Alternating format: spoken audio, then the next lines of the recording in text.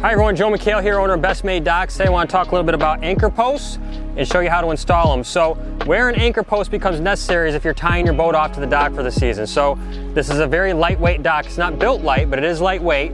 So if a boat gets tugging on it in a windstorm, you don't want the dock to tip or drag, and then all of a sudden your neighbor calls and says, hey Bob, your boat's banging around down the cove, you better come take care of it, right? That's a nightmare scenario. So anchor posts are additional dock legs. They have an auger tip on the bottom of them. You're gonna put the auger tip on, just drop this into the water, screw it down in, clamp it to the side of the dock, and now your dock is actually fastened to the lake bottom. So let me show you how it works. You're gonna have a hole in each end. One hole is for the auger, one hole is for putting something in there to get a little bit of leverage to spin it down in. I'm gonna go ahead and put the auger in. Your auger is gonna come preloaded with the bolt. So you have to take the bolt out. Slide this into the end of the auger post. Bolt through. Nut on the other side. Tighten it up. Now your anchor post is ready to go. So, I'm gonna use a wrench today for leverage. What you wanna do is, first of all, you wanna get good dispersion along the dock, right? So you don't wanna put two anchor posts right here, because then the start of your dock is unprotected, right? If you've got a rope tugging on there, it could drag that side. So I like to get one near the end, and then maybe 1, 2, or 3 sections back from that. A good rule of thumb is the sections that you're actually tying off on are a great spot to get an anchor post. So take this here, line it up with the edge, kind of pop it down in. I like to get it started a little bit.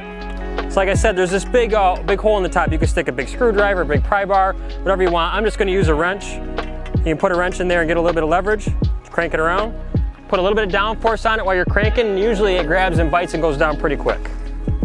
I can already feel the auger biting.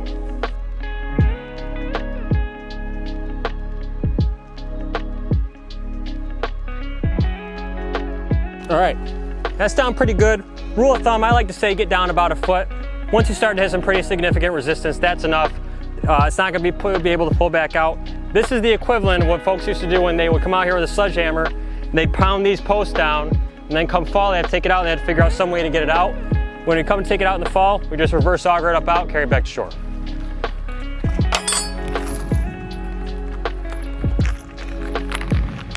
So this is going to clamp to the track system with this clamp and these bolts. So you're going to slide two bolts in the upper track, 2 bolts in the lower track, slide them to the position where the anchor post is.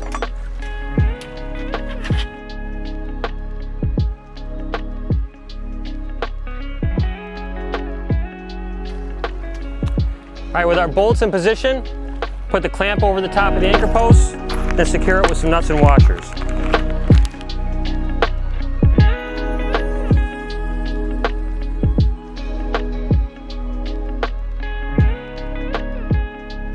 Once you got the clamp in place, go ahead and cinch it tight with a nut driver.